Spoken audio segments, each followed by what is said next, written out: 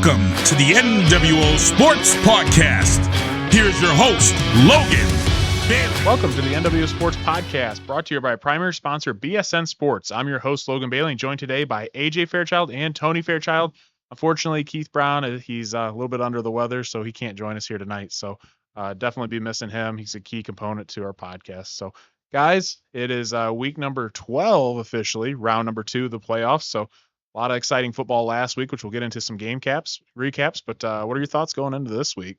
Yeah, a lot of big wins last week. And, yeah. It's just going to keep narrowing down the field every week. So good to see a lot of teams still in it from local coverage area. It'd be neat to see how far they get to go. Yeah, some upsets too. Yeah. We would talk from around the area, and I know a little bit outside of our coverage area, but Delphos St. John's, the 15 seed, takes down the number 2 seed USV, which that was a big time matchup. And actually, they were the team that was favored in Drew Pasture's online website.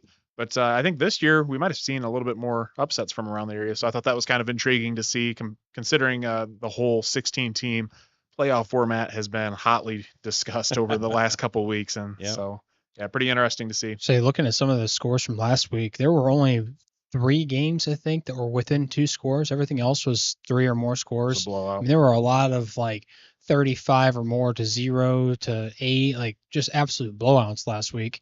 We'll get into a little bit with like Liberty Center, 52-0, I think, at halftime. Games like that we talk about all the time. Man, that's just a rough one for Utica to travel that far. So a lot of those games are out of the way this week, though. Now we're getting into some real competition here. All right. Well, let's look at how we did for last week's picks. Logan and myself finished first with 13-3 record. Second was a tie between AJ and Tony, both going 12-4. And tied for fourth was Keith and Matthew, both going 11-5. On the year, Logan, myself, remains in first with a record of 167-39, good for 81%. And now I have a 3-game lead on Matthew in second with 164-42 record, good for 80%. Third is Tony, climbing the ladder, was, sitting last place throughout most of the year, but now he's climbing his way up in third with 158-48 record, good for 77%. And fourth is a tie between AJ and Keith with a record of 157-49, good for 76%. So the race is definitely tight. So, overall, still everyone's picking pretty excellent. Lowest percentage is at 76%. So I saw AJ's local pick went with Striker and it paid off. It did. It did, finally. I know you picked him too, Logan, but I was like, hey, you guys went with Striker and it paid off. Yeah, just looking at some games last week, Napoleon game paid off for myself. That was a big game, and Napoleon was the underdog in that. We'll get to a little bit more of that in the game recaps, just looking at other games that I kind of helped me get to first. The Lipsick-Ada game, that was a game that we had kind of talked about would be interesting coming into round 1 of playoffs, especially with those two teams playing in week 10 and Ada taking that. But Lipsick ended up coming up with a huge win in the playoffs, 30-22. So those two teams, and like Tony had said, the Striker, I picked Striker, and Striker finally got a huge win on the year. So I was the only one that picked OG, and OG paid off, baby. That's right. All right. Well, let's get into some week 11 game recaps. We'll roll through and let's talk about some good games from last week. We're going to start with the NWO Sports Game of the Week, and we were all at this one broadcasting with Tenora Rams Live, and that was the 12-seed Cary heading to the 5-seed Tenora, and Cary ended up winning this one 21-17, and this was a battle all night long. At halftime, Tenora was up 17-14 on Cary. Total offense for the game, Tenora had 196 yards with 146 passing. Cary had 376 yards with 302 rushing. Turnovers for the game, Tenora had 2 interceptions. Cary had 3 with 2 fumbles and 1 interception. Some top players and players of note from Tenora. Wide receiver Dylan Shively, 3 receptions for 54 receiving yards. Wide receiver Josh Lieb, 2 receptions, 31 receiving yards, 1 receiving touchdown. And that receiving touchdown, we'll probably see a little bit later in some honorable mention or possibly play of the week, where he absolutely mossed that kid in the end zone. And I think you guys had said it. Yeah, that was pretty impressive. Showed off those basketball hops there. Running back Cooper Rapogel, 10 carries, 35 rushing yards, 1 rushing touchdown. And then quarterback Owen Farrell, 11 of 23, 48%. 146 passing yards. He had 1 passing touchdown, but he did have 2 interceptions. And then a couple kids from Cary I just wanted to throw in because they had really good performances. Running back Eli Stein was an absolute tank this entire game. A real solid kid, 6'1", 240, and he ran like a Mack truck. I tell you what, I mean, he was running over guys, and it was. We'll get into it here in just a minute. But he finished the game with 27 carries, 169 rushing yards, good for 6.3 yards a carry and 1 rushing touchdown. And then they also had their other running back, and a nice little change of pace because Mace Puckett, 5'11", 185, he really showed off his burst of speed there throughout most of the game, and he had 7 carries, 61 rushing yards, and 1 rushing touchdown. So, guys, we were all at this game. What were your thoughts? For me, it was disappointing. And Tenora, always put themselves in a position to win at the end, and once again they were there at the end of the game and just couldn't pull it together. And it's some mistakes in the game that cost us huge. Penalties, just very, very, very, very frustrating. With the Rams this year, just it seemed like it was game after game after game. We would get a first down, and then second down we'd be behind the sticks. It'd be a penalty or something, and we'd be way back behind the sticks, and it'd be first and 20 or second and 20. And but yeah, just to me it was mistakes, whether it was penalties or interceptions or that kind of thing. Well, you said putting yourself in a position to win. I think Tenora struggled a lot this year with. It seemed almost like they were putting themselves in a position to lose a lot. That's probably a better way to put it.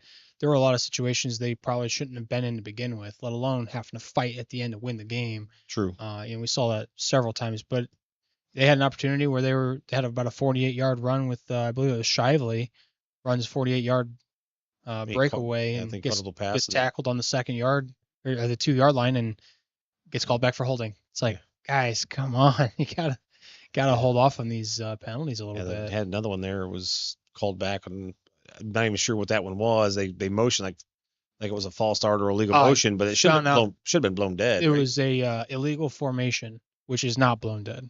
It's the same signal, but it's not blown dead. Okay. Yep, I got that from an official friend of mine. Yeah, I didn't understand, but that one was another one that was inside the 5, down in the round of 3, probably with that Dominic Graziani, I think, took it in there and got called back. Yeah.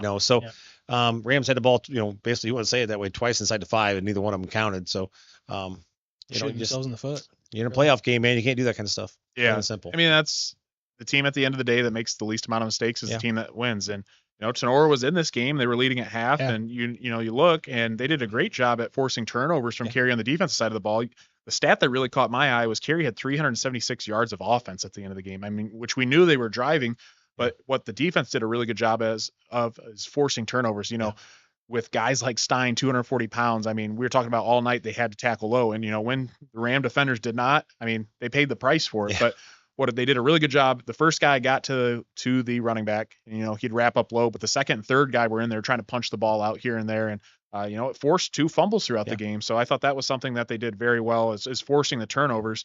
But the thing is, they forced those turnovers. They just didn't take advantage of those opportunities. There's a couple times like Alex Schaublin, middle linebacker for the Rams, had a great interception. Kind of cool. He caught it, did a little 360 kind of, and he took off down the field for, I believe, 51 yards or so, and put him in the red zone. And they end up with, I don't know, did they end up with a field goal out of that? I don't remember at what point that was. I don't know if they got points on it. I don't even know. I don't remember at what point exactly, but I believe they came up empty-handed. But anytime you're in the red zone, I mean, you got to put some kind of points on the board, especially in a playoff game against a very physical team like Carey. And coming into this game, too, I said Carey was not a 12 seed. I said Tenora probably got the worst draw out of any team in Northwest Ohio between Tenora and Eden with playing Macomb. Those are 2 tough first round matchups, because you look at Carey and you break them down, and they have a legitimate resume. They played a tough schedule the entire year, and they were going to be competitive coming this game, and Carey didn't really have anything fancy. I mean, we knew what Carey was going to bring to the table. There's Carey of now as they were 5 years ago. They like to run in the I formation. They've got the big running backs.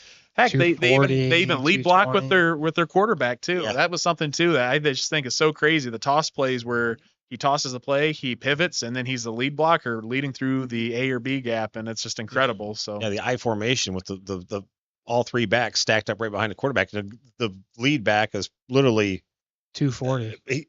He's maybe 2 feet off the quarterback's butt when they're down in the stand. Yep. So that was kind of neat to see that. But yeah, I just Carey was tough. That running back's the real deal. And but I thought the Rams did a nice job of slowing him down. Unfortunately, I think one of the things that changed this game a lot for Sonora was when Jacob Bishop got hurt.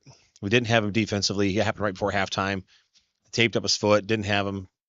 He went out there and kicked the field goal. That might have been when they got the field goal. Was when Schaublin picked that off. I couldn't remember at what point that was. but Jacob was able to go out there and make the kick, and then he got carried off the field. So come back out after halftime, but never saw the field after that. And I think that hurt us defensively a little bit, and on the offensive side. I just don't think, offensively, they put Owen Reynolds in, good freshman kid, and just right there at the end, two mistakes kind of happened there in the fourth quarter.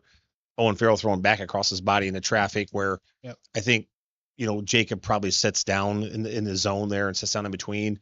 I think Owen kind of trickled on across, and that's where that ball got picked off. And then again, right there at the end, when the Rams are still after everything that had happened, still have an opportunity to go in and score and take the win. And again, a throw to Owen Reynolds, and he just fighting for yards, it's what kids do. Inexperienced, not knowing that, you've mentioned it 100 times. 100. Clock is more important than yards at that point.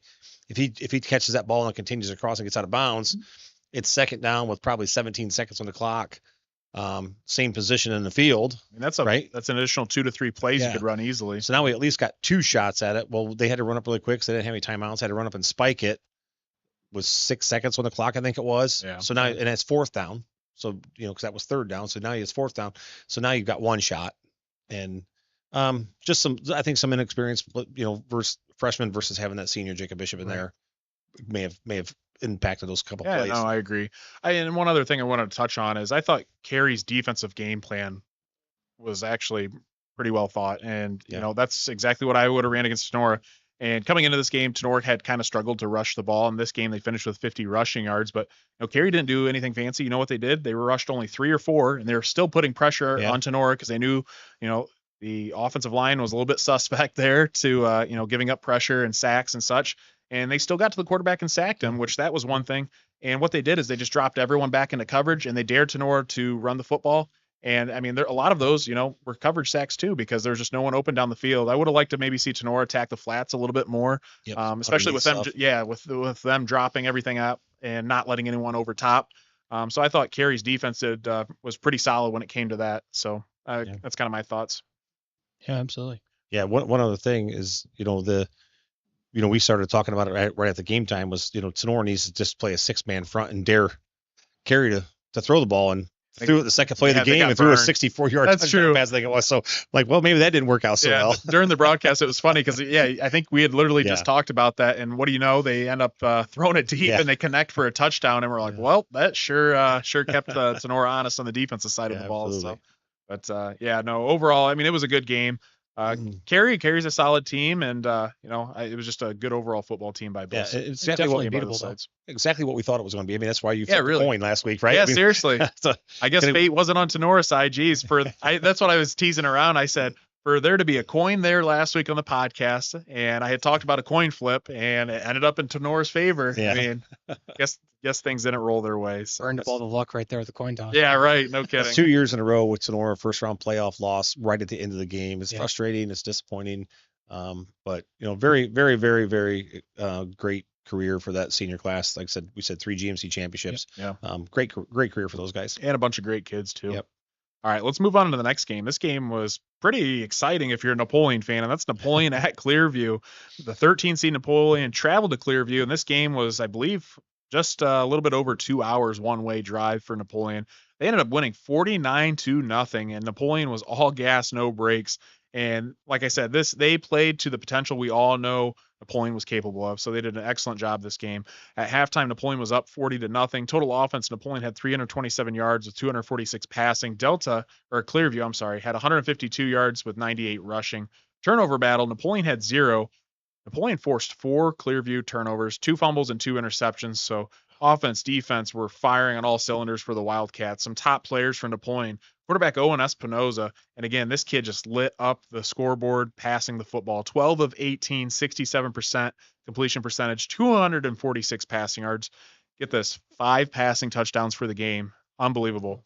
Wide receiver, defensive back Trey Rubenstein, 3 receptions, 93 receiving yards. And guess what? All 3 of those receptions touchdowns. 1 interception, 4 tackles on defense. And wide receiver, defensive back Parker Woods, 2 receptions, 52 receiving yards, 1 receiving touchdown. And he also contributed an 68-yard interception return for a touchdown on defense. So guys, Thoughts on this Napoleon and Clearview game? I picked against them last week, but I'm always happy to be proven wrong in these situations. A little bit of locker room motivation, I guess, right? But awesome performance by Trey Rubenstein, averaging a little over 30 yards a catch with 3 touchdowns on 3 receptions. It's awesome to know that you always have that threat in your pocket. Still kind of odd that he only had 3 receptions in a game that had, 250 roughly passing yards on their team. Definitely splitting the load quite a bit between all their receivers and stuff like that. So good game for Napoleon. Glad to see them pull a big win out. Drove the 2 hours, and like you said, Logan never let off the gas. Got off the bus, ready to rock and roll, I guess. So I tell you what, though, those are the fun bus rides back home. You go and travel 2 hours away, and you come back with a big win like that. Those are some memories that those guys are going to have for the rest of their lives. Probably pretty rowdy on the bus on the way home. Oh, yeah, I'm sure. But continuing with this game, just an excellent performance out of those guys. And when Espinosa's firing on all cylinders, and he's got top wide receivers like Trey Rubenstein and Parker Woods, both with some height there outside. I mean, they're going to take advantage of defenses, and they did just that. And I know that this was a buy or sell take last week about Napoleon making it, or I believe it was 2 wins in the playoffs, making it to the regional semifinals. And I bought this, and I truly do. I mean, I think that they won this first round matchup. I think if they can certainly win this one by 49 points, there's no reason why they can't win next round as well. So we'll talk about it, but I think the next round's even better for them than this one was. Honestly. So, but excellent job out of them and Coach Swery. It's good to see them make some noise here in the playoffs. Yeah, hopefully they got a thing fired up right now, and the cylinders are all going. So hopefully they keep it rolling. All right, let's move on to the next game. The 10 seed Ottawa Glandorf traveled to the 7 seed Galleon. OG won this game 13-7, so they pulled off the upset. At halftime, OG was up 7-0. Total yards, Ottawa Glandorf had 273 for the game, 150 passing. Galleon had 214 yards, 185 rushing. Turnovers for the game, OG had 2 interceptions. Galleon had 3 with 2 fumbles and 1 interception. Penalties, Ottawa Glandorf had 8 for 70 yards. Galleon had 5 for 30. Third down conversions, Ottawa Glandorf was 2 of 12 for 17%, and Galleon was 2 of 10 for 20%. Fourth down conversions, OG was 2 of 7, good for 29%, and Galleon was 1 of 5 for 20%. Some top players from Ottawa Glandorf, quarterback Peyton Kuhlman, 9 of 21 for 150 passing yards, 1 passing touchdown. He did have 2 interceptions, but he also had 8 carries for 41 rushing yards and 1 rushing touchdown. Running back Grant Evers, 19 carries, 79 rushing yards. Wide receiver linebacker Ethan Metzger, 4 receptions, 98 receiving yards, and he led the team with 7 tackles on defense.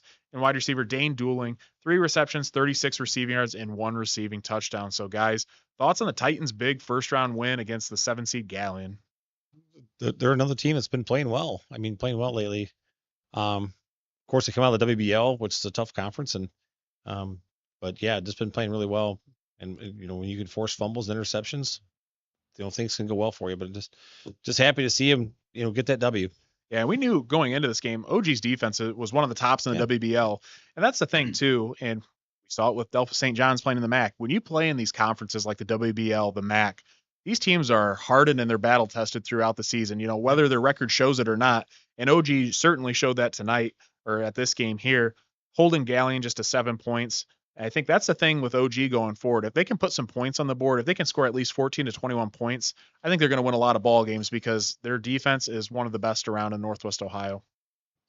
One thing, unfortunately, though, that they definitely are going to have to clean up a little bit on the offensive side of things is, unfortunately, Peyton Coleman throwing about 48% or so with 2 interceptions. They got to clean that one up if they're going to want to make it farther in the playoffs, because teams are going to start capitalizing on that and it's going to hurt. So maybe some little bit better decision making, probably, some of those interceptions, but still 150 passing yards. So still a pretty solid performance from them. Just got to clean up a few things and keep that defense just rolling, because, depending on the week by week here, it keeps going up and down, but the defense has definitely got potential to be very stout coming into, week 2 of the playoffs.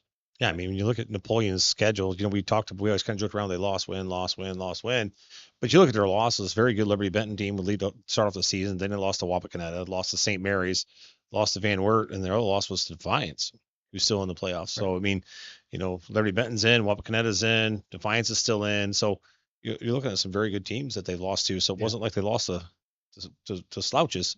So, and OG is a team that we've seen throughout the entire year. They tend to heavily rely on the run game with Grant Evers. We've seen games where he's ran the ball 25, almost 30 times a game.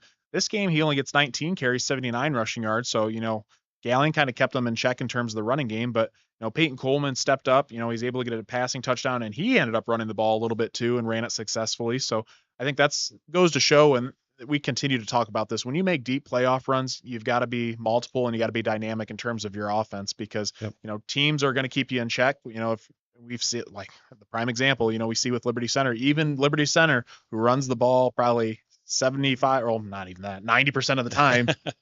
They still have to throw the ball, deep in the playoff because teams are, you get to the end of the playoffs and it's just tougher and tougher competition each week. So just something you got to adapt to. It was good to see OG, kind of be more multiple, like we just said in terms of offense, but no doubt in my mind, Peyton Coleman will get that kind of straightened out and control the rock. And I don't know, we'll see what the Titans do this upcoming week. So it'll be interesting. All right, let's move on to the next game. We are looking at the 15 seed Utica traveled to the 2 seed Liberty Center. Liberty Center ended up winning this one huge, 58-6 at halftime. Liberty Center was up 51-0. Total yards, Liberty Center had 361 with 312 rushing. Utica had 194 yards, 142 passing. Turnovers for the game, Liberty Center had 0. Utica had 2 interceptions. Liberty Center, some top players. Running back Waylon Rentz, 5 carries, 114 rushing yards, 22.8 yards a carry with 3 rushing touchdowns. And guys, I know we talk about a lot about Trenton Barraza, and he is. Trenton's probably one of the best running backs in the area, probably, maybe the best, but Waylon Rentz has got to be right there in the conversation too. You got guys like him. Thomas Moeller's another really good running back, which we're going to get into stats, and Garrison Cruz. And it's just unbelievable that, you look at guys like Rentz, Moeller, Cruz, they would probably be the starting running back on 95% of teams in Northwest Ohio. Absolutely. So it's just incredible to see them split carries, and all their stats are unbelievable. Getting into some more, running back Thomas Moeller had 6 carries for 150 rushing yards. Thinking that 22.8 yards a carry from Rentz is pretty solid. Moeller goes, I'm going to one-up you on that. 25 yards a carry and 1 rushing touchdown. Running back Garrison Cruz, 2 carries, 23 rushing yards, 1 rushing touchdown. Tyler Ward's 2 receptions, 22 receiving yards, and 1 receiving touchdown. So, guys, this is something we're going to start covering more is the Liberty Center Tigers. It's playoff time, and we got to give them the rightful coverage that they deserve because I feel bad because during the regular season, they blew everyone out. There's not much to talk about if we're being honest, but these guys are playing, and the guys from Liberty Center, they're men among boys. That's all I got to say. They're playing.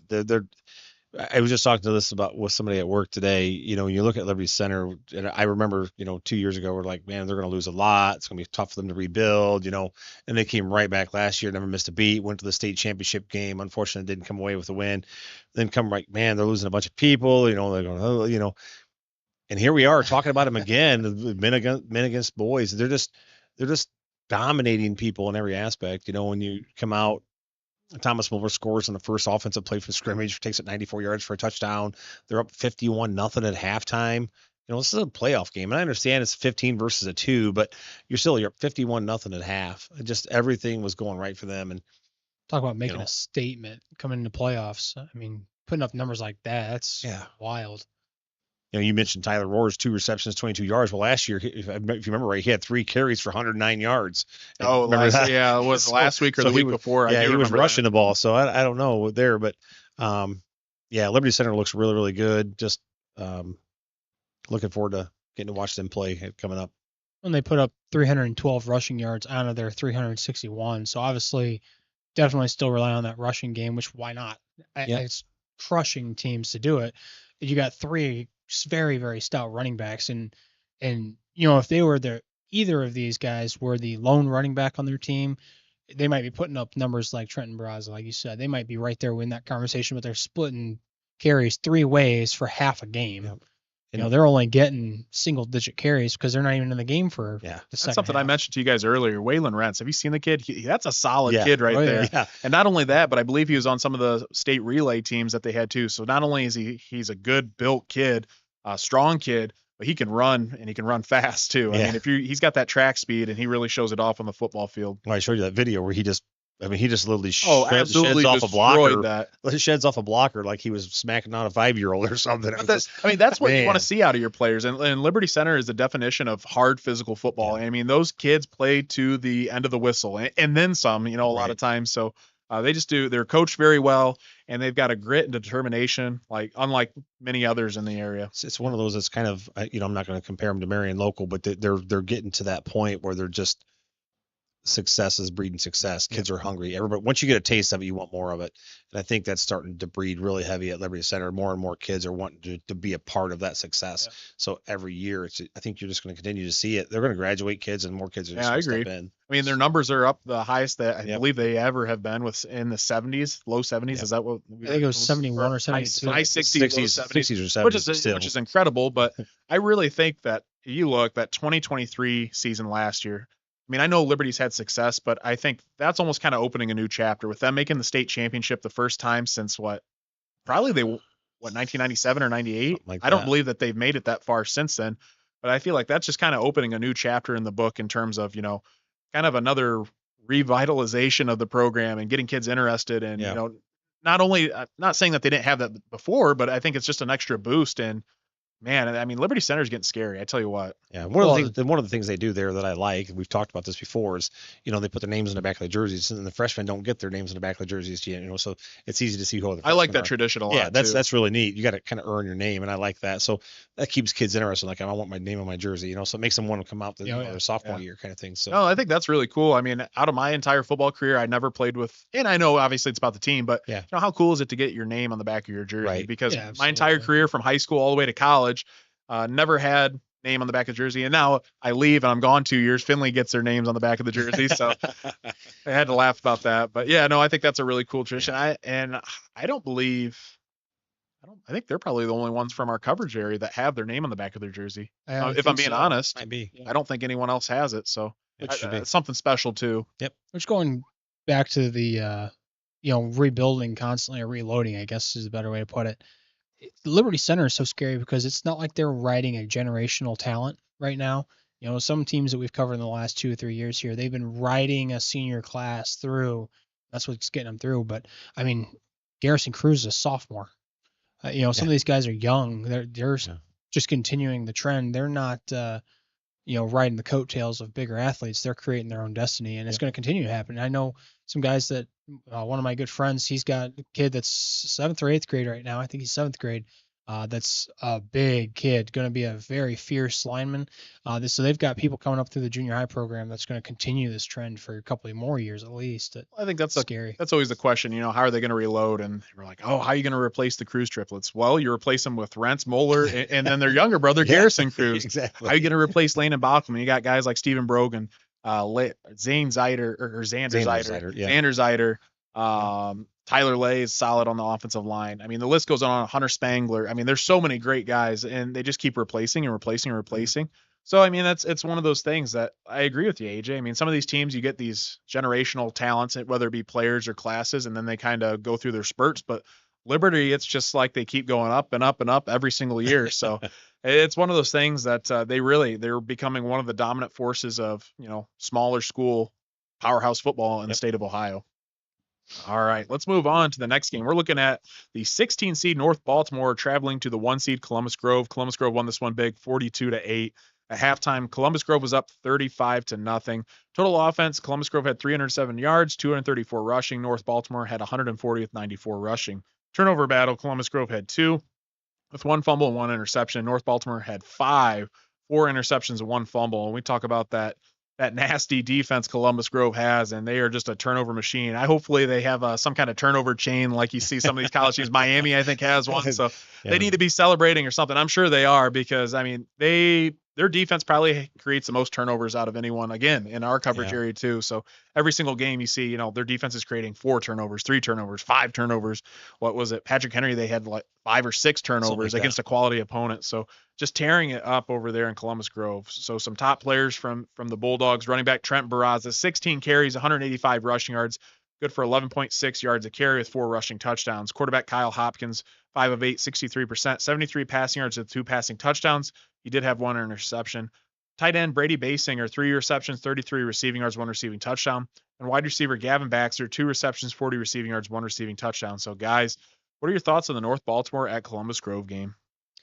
Just another slaughter by Columbus Grove. They've been handling business for weeks now. I think the only team that's really given them any fits is unfortunately going to be LCC coming up again this week. Yeah. So they're going to have a tough matchup this week. We talk about winning twice. We'll get to that a little bit more, but Liberty or Lima Central Catholic could be dangerous for them. But man, they really have taken care of business outside of that. And this week's no different with Barraza putting up another 185 yards, just continuing his powerhouse trend. Yeah, at Columbus Grove, just doing their thing right now, and as we move down to playoffs, games get tougher and tougher, but yeah, they're just taking care of business, like AJ said. Like you said, Logan, if you're forcing 5 turnovers a game, I don't know how you don't come out on the winning side of that. You know what I mean? So, right. Just Barraza, another fantastic game, 185 yards, 4 touchdowns, just doing his thing, and we'll see. As the games get tougher. Yeah, and coming down the stretch here, Columbus Grove's really going to rely on that defense. I mean, that defense has been lights out the entire year. Not only that, like I said last week too, I said quarterback Kyle Hopkins, a lot's going to be on his shoulders coming up. And again, he performs well, efficient, 63%, 73 passing yards, 2 passing touchdowns.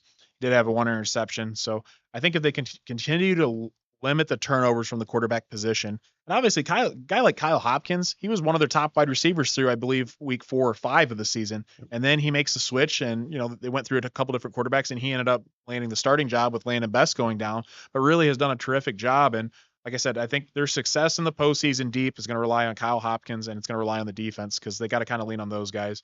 Yep. Because at some point, there's going to be a team out there with a defense, whether it's regional final or state semifinal.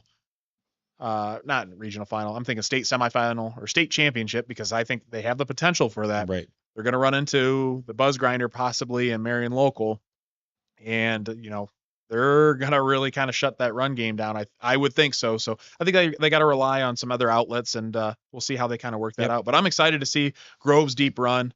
It's a team that I'm sure we're going to cross paths with one time, multiple times, possibly in the playoffs. So, great group of coaches there and players, and they're firing on all cylinders as well, similar to Liberty Center. So a lot of good football here. Yeah. Looking forward to catching up with Coach Shea for one of the games here soon, hopefully. Just those guys are always awesome. Treat us very well. All right, let's move on to the last game recap. We're looking at the 13-seed Delta traveled to the 4-seed Norwayne, and this one was a shootout. Norwayne won this one 45-42 in overtime. Delta, 2 hours, 48 minutes drive one way. This is the longest drive in one-way direction in our coverage area, and they showed up to play. At halftime, this game was tied 21-21. Total offense for the game, Norwayne had 469 yards with 359 rushing. And Delta had 335 yards with 285 rushing. And you would think with them running the ball that much, I wouldn't think it'd be that high of a scoring of a game, but both teams obviously ran the ball very, very well. The turnover battle, Norwayne had 4 with 3 fumbles, 1 interception. Delta had 3 with 2 fumbles, 1 interception. Looking at 4th down conversion rates, Delta was 4 of 5 for 80%, which I thought that's unbelievable. And Norwayne was 1 of 1 for 100%. Some top players from Delta, running back linebacker Landon Lintermoot, 26 carries, 169 rush yards, 1 rushing touchdown, and he led the defense with 8 tackles.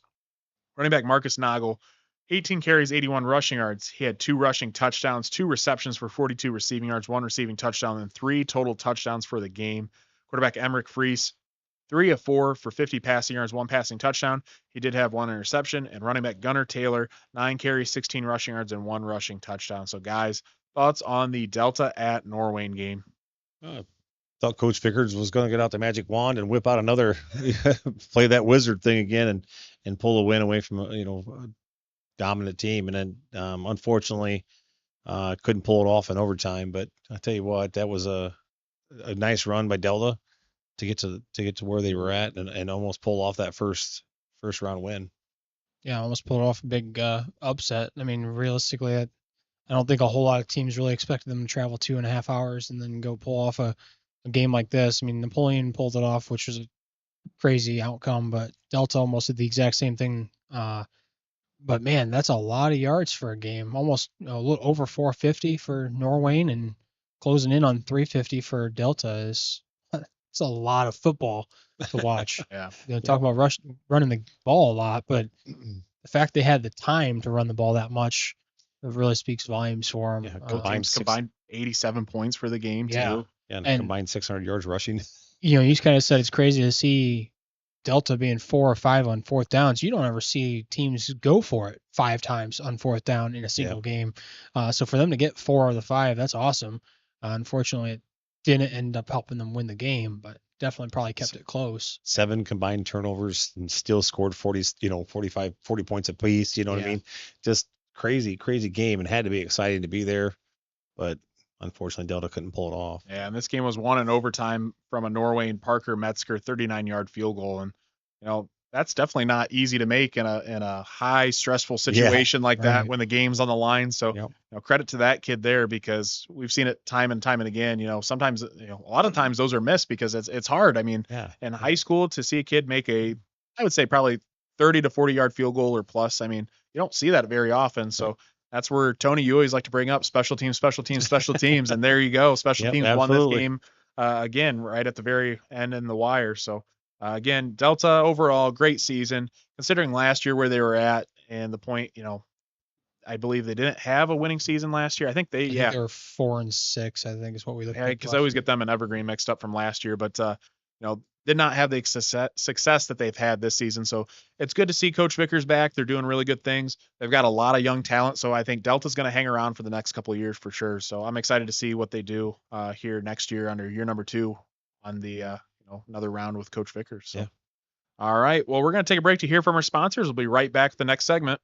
BSN Sports is your go-to business for purchasing uniforms, equipment, spiritwear, and anything else your athletic program needs, giving you more time to impact lives on the field. With over 1,200 sales professionals who live, work, and serve in your community, you're always just a short drive or phone call away.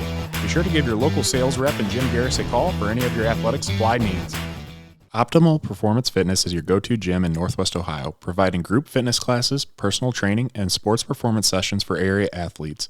Located in Napoleon, Ohio. Give them a call today at 419-438-7265. Baden Stevens Body Shop is your #1 voted auto body shop in Northwest Ohio. We are your experts on all makes and models and are the only Chrysler, Ford, and GM certified collision repair center in the area. Located in Jewel, Ohio. Give us a call today at 419-497-3111 to schedule your free estimate.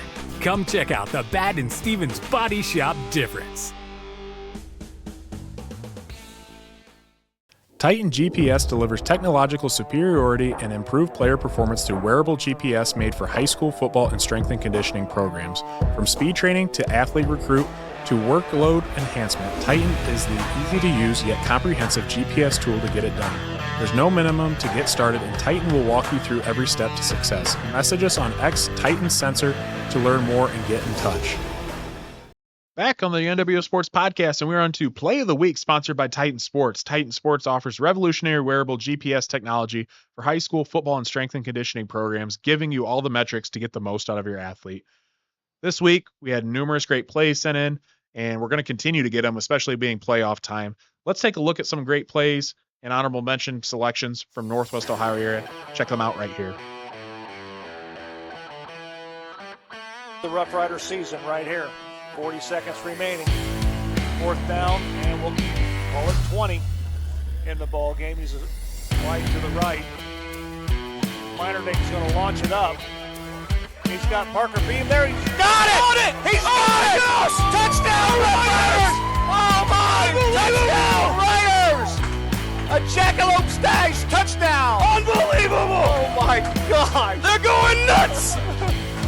Left here in the first half. Perfectly prominent word. Baker drops back, throws it over the middle.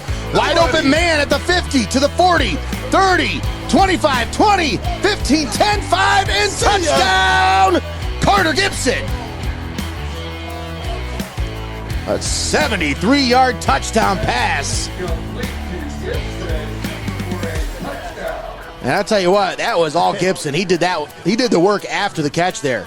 Absolutely, as you see here on the Klaus Construction replay, beautifully drawn up play. As he got all the time in the world to throw it right across the middle, Greg catches it in stride and then finds his way up the sideline and in for 6. A beautifully drawn up play by Coach Brody Feigl. 3 receivers far side. Farrell Back to pass, throws it deep, near side, leaves out there, makes a catch! Lee hauls it in, over the back of Austin Ritter for a Sonora touchdown from 21 yards out. Great job there going up, high pointing that ball and wrestling it away from the defender. Defender had position. Josh just went up above and took it away from him. Yeah, Leaf showing off those basketball hops there. And, we've seen a lot of the Sonora receivers make great catch after great catch, and there was another one on the year. Season, so huge drive here for Sonora. They trail by 4 on this Friday night in week 11, week 1 of the playoffs here. Empty backfield, 4 receivers far side, 1 near side. Farrell straight back drop, fires it deep, has Graziani out there. Diving catch by Graziani at the 50. Graziani laid out and came up with the catch right at the 50. First down, Ram. What a catch. Wow. That is an awesome catch, man. If that ball's on the money, Dom's probably scoring because he was out there. I mean, that was an all-out dive. What a catch. That is a highlight reel catch. As I always say, there can only be one. This week, play of the week goes to the Fairview Apaches in this reverse pass from Brody Williams. An absolute dime to Logan Olinger in the back of the end zone. Check that play out right now.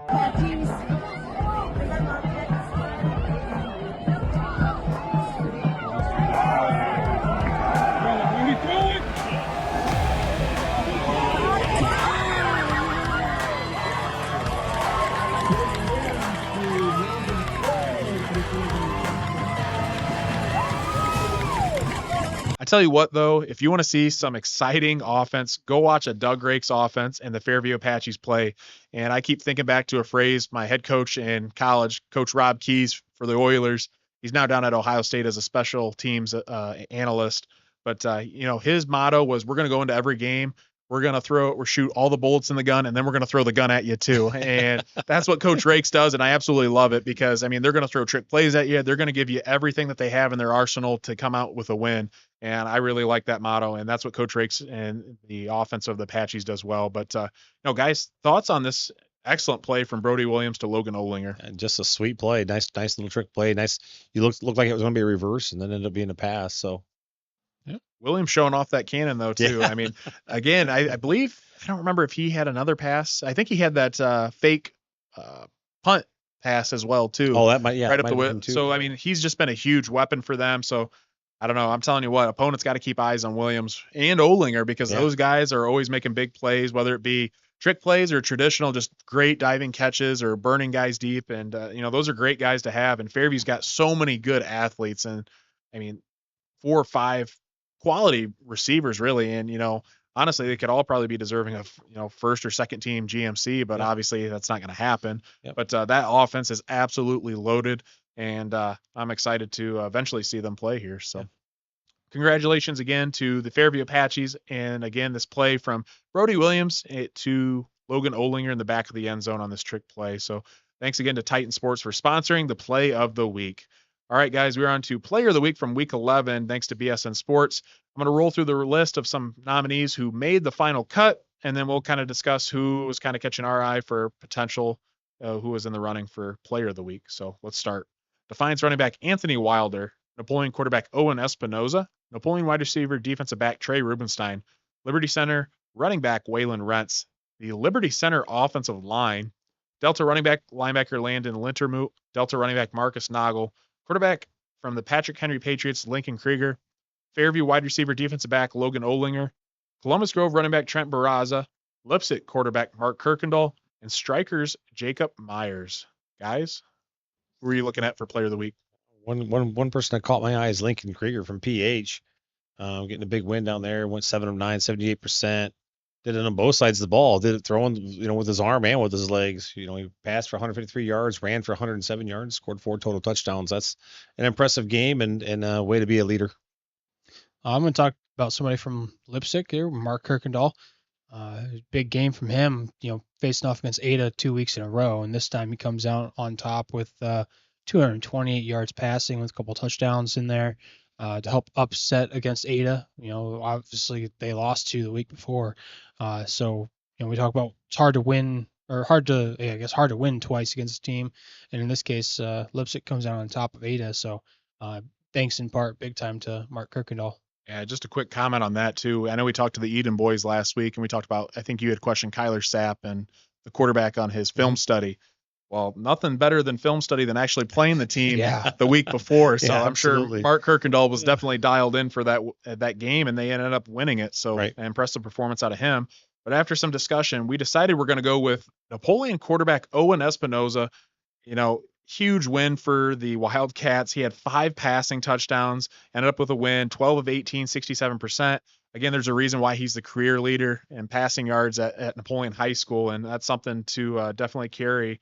And again, just a great performance from Owen. And like we said, too, if these Wildcats continue to play with their full potential, ooh, man, they're going to be scary and tough to get knocked out. And Owen really contributed to that. But, it helps when you have a good offensive line that really protected you, kept you upright.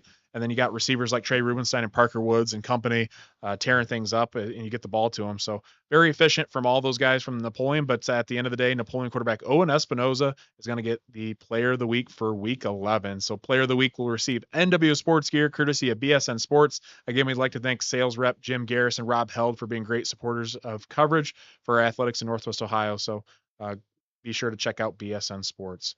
All right, guys, we are on to Matthew's Players of the Week. So I'm going to get these pulled up, and we'll see who he has to keep an eye on for this week. On offense, Matthew has selected Waylon Rentz from LC. Reasoning is Liberty Benton has struggled on defense in their games against quality opponents, so I think this will be a big night for Rentz. On defense, Trey Rubenstein from Napoleon. Reasoning is Bay has struggled on offense, scoring in the single digits against teams that are under 500. So I think that will lead to a big night for Rubenstein. And again, like we always say, Matthew is always selecting some top players, and these two guys are bound for a big night on Friday night. So, I think if he's saying Wentz, I think fair to say all 3 of those running backs, since they split carries. No kidding. It might be a big night for those guys. But keep an eye out for them. Again, we thank you for Matthew and his analysis there. All right, we're going to take a break to hear from our sponsors, and we'll be back with everyone's favorite segment, the Buy or Sell and the Hot Takes by BSN Sports. Marco's Pizza is honored to sponsor NWO Sports, serving your pizza of choice in Northwest Ohio. Defiance, Archbold, Wauseon, Delta, Bryan, Napoleon, Paulding, and Montpelier. Order online at marcos.com today. Remax Realty of Defiance has represented Defiance County for nearly 40 years. Located at 1401 South Jefferson Avenue in Defiance, we have 13 agents ready and available to assist you in home buying or selling needs. You can check out all the listings at www.remax419.com or call us at 419-784-3029. Let our years of experience go to work for you. For 26 years, Burkholder Taxidermy has been Northwest Ohio's trusted full-service taxidermist. From game heads to lifelike mounts, we provide exceptional quality and craftsmanship. Preserve your memories with Burkholder Taxidermy, where experience meets excellence. Located at 19331 Buckskin Road, Defiance, Ohio. Give them a call at 419-782-9538. Fairchild Family Chiropractic aims to help families to get better together in the least invasive way possible. Dr. Fairchild focuses on the neck using the Blair technique and Palmer package, adjusting to correct spinal misalignments. Located in Defiance, Ohio. Call Dr. Fairchild today at 419-576-5070 to schedule an appointment. DeLarber Concrete and Hauling is your go-to provider for concrete and hauling needs.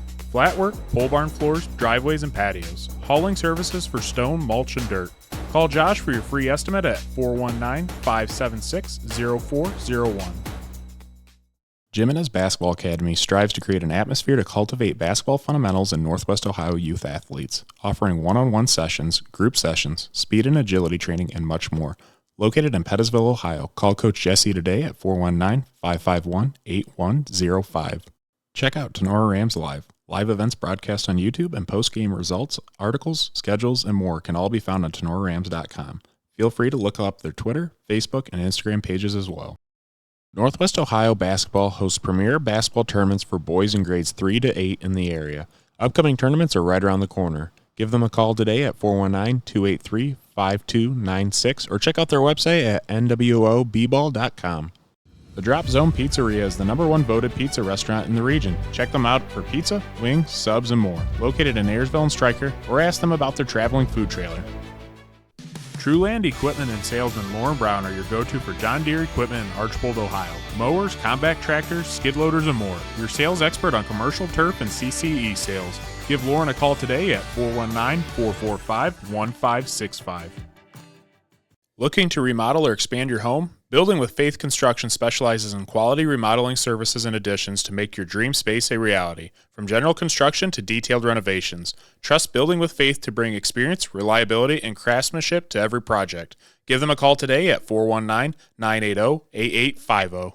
Start your day off right at Paulding Pancake House, serving up delicious breakfast, lunch, and dinner from Tuesday through Sunday. It's your go-to spot for home-style meals at any time of day. Swing by and enjoy everything from classic pancakes to hearty lunch and dinner options. There's something for everyone at the Paulding Pancake House. Craving a local favorite? Head to Ensign's Pub, where you'll find the best hot beef sandwiches and famous knockers in town.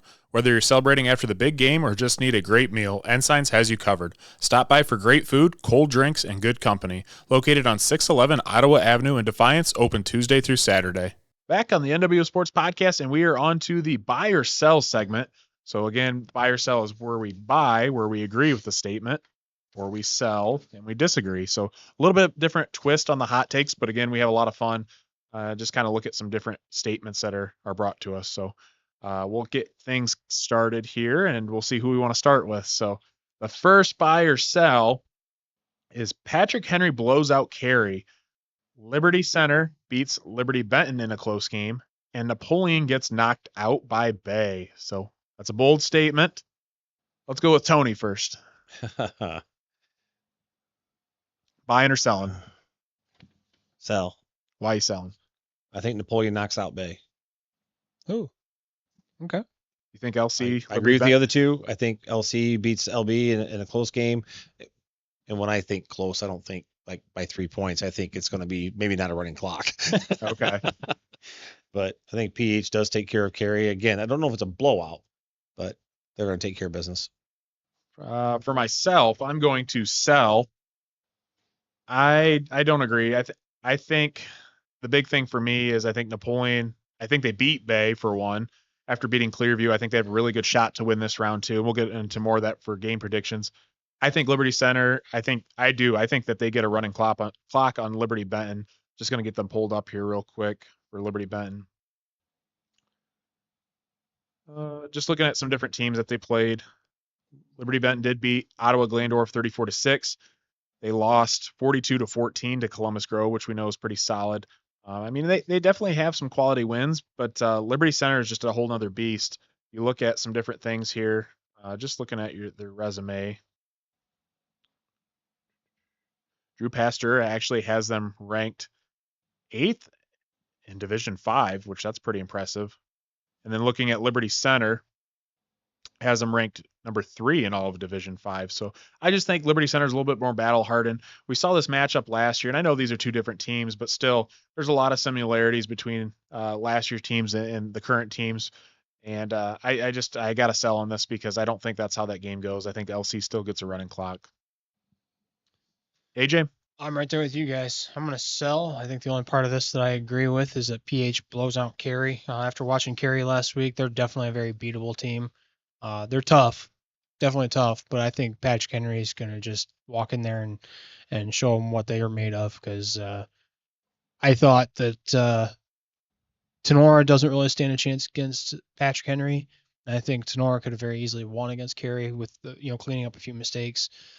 So I think same stands for Carey walking into PH. I think they're going to have their hands full with them. But Liberty Center, I think, beats Liberty Benton pretty handedly. I don't think.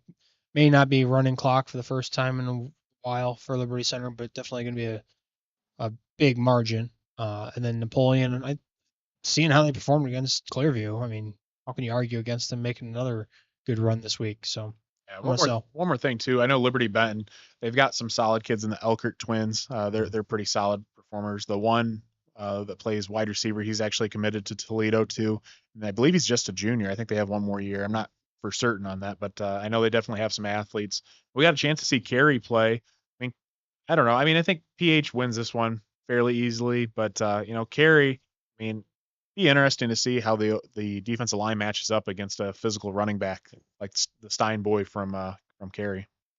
All right, let's move on to the next one here. We're looking at by yourself for Patrick Henry. Offensive line is one of the best in the area. And I'm going to read you guys a couple things real quick, some season stats.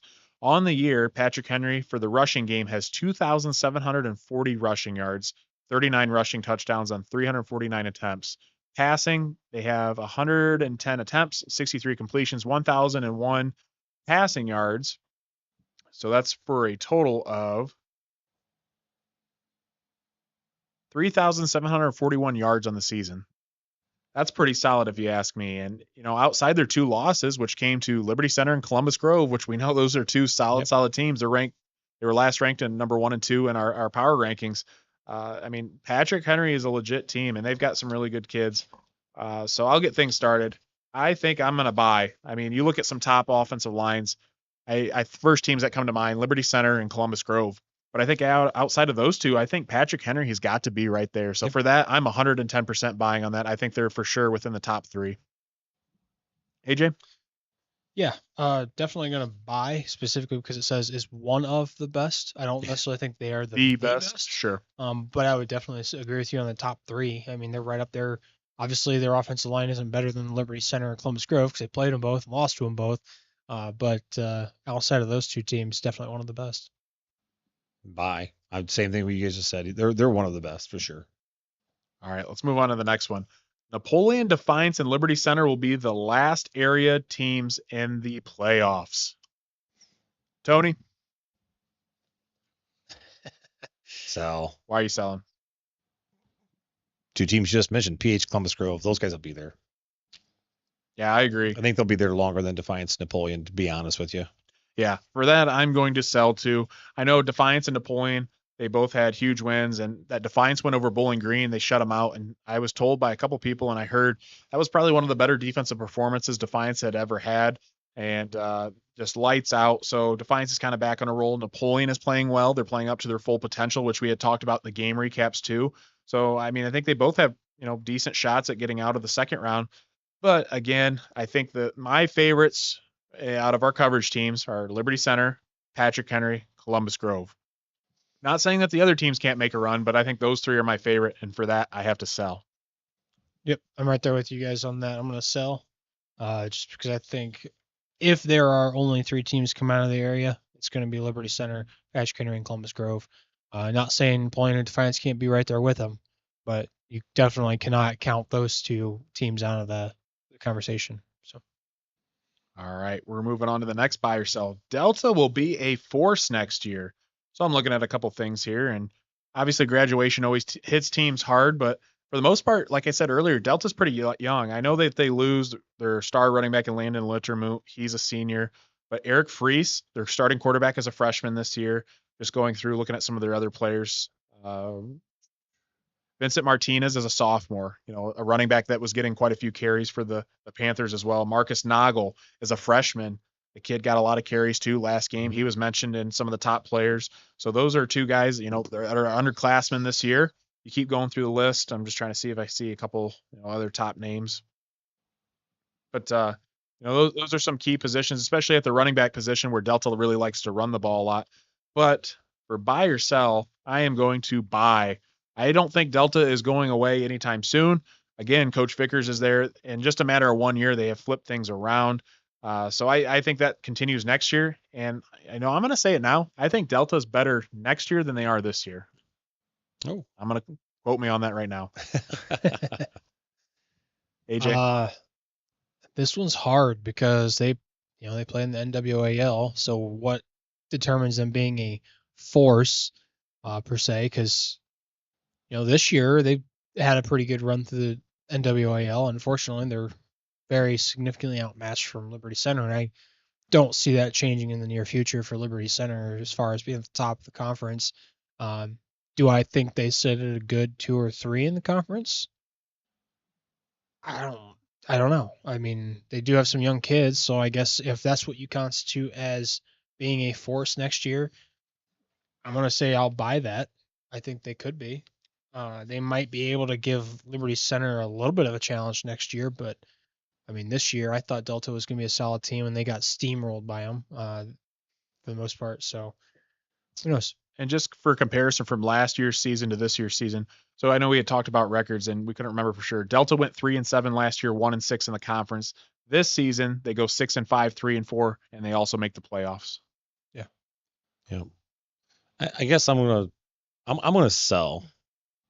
I don't necessarily agree that they're going to be a force. I think they've got another year yet to get some things taken care of before they become a force in the conference. And I think they're going to be good next year. I think you're going to see a similar season to this year. They're just going to have to take care of some business in the conference. I think PH is still going to be good next year. Liberty Center is going to be good. I mean, they lost to Evergreen, so right. Evergreen's getting better. Just I don't know. We'll see, but I'm going to sell. All right, let's go on to the last buy or sell, and that is Carey got lucky, stands no chance against Patrick Henry. Tony, let's start with you. Buy sell.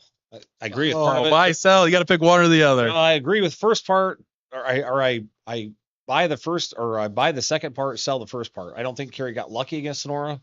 They played well. Sonora did make some mistakes, so they did squeak out with a win, but I don't think they got lucky. But I agree with the second part, so I'll buy the second part. I don't think they stand a chance against PH. Yeah, it is a tough one. It's kind of contraindicating. I guess for this, depending on how you're interpreting it. Yeah. So I don't know. Okay, I guess I got to split too, because that doesn't make sense. I'm going to do 50-50 as well. Yeah, I agree. If you were at that game watching Carey, that was a hard-fought battle. Yeah. Carey played fairly well. I mean, you take away those 3 turnovers, and they really moved the ball up and down the field with their running backs. So I definitely do not think Carey got lucky at all. And I know, obviously people can say whatever you want, but I think that game, Carey deserved to win it at the end. And then stands no chance against Patrick Henry. I probably have to agree with that. I mean, I think that's going to be tough for them to beat. Patrick Henry is just a whole nother beast. Again, very physical team. I don't think that's gonna scare off the Patriots at all. I think that's something that Sonora kind of struggled with, was the physicality of the bigger linemen, physicality of a Carey program. Similar to what Keith had brought up a really good point too. He had said that that Carey team was probably maybe the toughest team that Sonora's faced all year outside of Liberty Center. Absolutely. And, I mean, in terms of physicality and play, and they had some really good athletes. I mean, Carey definitely ranked right up there. So for that, I guess I'll have to do a 50-50 too. AJ. I am not going to do a 50-50. I'm just going to outright buy. I think Carey did get lucky because I think Sonora shot themselves in the foot one too many times. And I think that's luck on Carey's part. Definitely played a very physical game, and that's what kept them on top at the end. But had Sonora not made some critical errors at critical times, Carey doesn't win this game. Good point. So I think Carey did get lucky that Sonora shot themselves in the foot, and I absolutely agree that they do not stand a chance against Patrick Henry's defense. I don't think Patrick Henry's defense is going to bat an eye at those running backs. I think they're going to take a pop or two from them at the beginning of the game, but they're going to get used to it real quick, and they're going to fight back. And I think they're going to stuff them. So definitely agree. Yeah, very well said. So, all right. Well, that concludes our buy or sell segment. So continue to sell those in. We appreciate those. We are now on to the hot takes presented by BSN Sports. We're going to get things rolling here. The first one, again, is going back to Patrick Henry. Patrick Henry is a hot topic here this week. Patrick Henry has the easiest path to the regional final out of any other Northwest Ohio teams.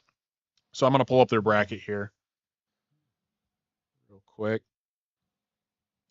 And I think for that, I'm going to have to agree. Coming into the playoffs, I had said, I think Division 6 Region 22 really is a wide open region, if you ask me, I think. So Patrick Henry, now that they got past Evergreen, Carey, I think they'll handle. That puts them up to the winner of Attica Seneca East or Hopewell Loudon. Hopewell Loudon will probably win that one. And again, I was not impressed with Hopewell Loudon's resume. I mean, they were a solid team, but being a 1 seed, I think Patrick Henry is going to give them a run for their money and will eventually have a really good shot at beating them, which that would put them onto the regional final. Just looking at the bottom bracket, that you've got teams like Bluffton has a really good shot at making a deep run. Ottawa Hills, Fairview. It'd be interesting to see a PH and Fairview matchup, which I like Fairview. I mean, Fairview is definitely an underdog, but definitely have some potential to make a deep playoff run. So I'm going to have to agree with that. I really like Patrick Henry's chances as long as they're healthy. I mean, I think that's the big thing. And we saw Patrick Henry make a magical run last year. Why not do it this year? When you come to any of the Northwest Ohio teams, we're talking about Columbus Grove, and I believe the easiest path is probably Columbus Grove. When you look at their bracket, they're obviously the number 1 seed.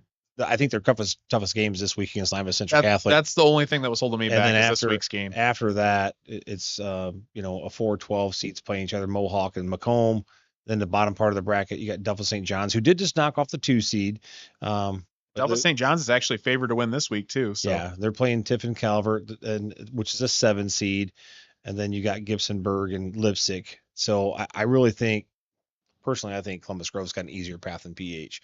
The hardest path, however, Liberty Center, I think, has got they're in the toughest region of the state. 100%. And I've heard people talk about that region. That Liberty Center's, whoever comes out of that region probably wins. Division. I'm like, boy, I don't know. You got Ironton down there. They're playing very, very well as well. So what did you say? Drew Pastor had Ironton. They were the favorite in Division 5, but. Yeah, Division 5, Region 18 is by far the toughest bracket, I believe, or most competitive, I should say, out of any of the regions that we cover. I mean, there's a lot of good teams. That bracket or that region also had 3 10-0 teams: Milan Edison, Oak Harbor, and then Liberty Center. So it's going to be tough, but I don't know. It's no cakewalk for Liberty Center. That's a 10-1 Liberty Benton team, which they got to play this week. So yeah, going to be interesting. AJ, what are your thoughts? I agree with you, Coach. I think Columbus Grove has an easier walk through as long as they get through this week. If they can pull off another win against Lima Central Catholic, I think they've got a fairly straightforward walk through the rest of it all the way to state. Region 18 for Liberty Center is always a gauntlet. They seem to handle it pretty well. I mean, they're definitely a talented team and tested. I mean, it doesn't look like it when you look at their scores. Looks like they've had a cakewalk, but they are playing NWAL. They have test after test after test each week. So I think they handle it, but I think if they come out of it healthy, not getting banged up, I think they've got to, once they get through the region, I think they have the easier walk, up to state. Maybe Ironton gives them a fight, but I think depending on how they match up and where the state, puts their brackets, that's going to be the same thing with Grove. It depends on where they match up with Marion Local. Yeah. Right. All right, let's move on to the next hot take. The Green Meadows Conference is a cupcake conference for playoff teams. So, ouch. Let's get to talking about this one. I don't think GMC is a cupcake conference.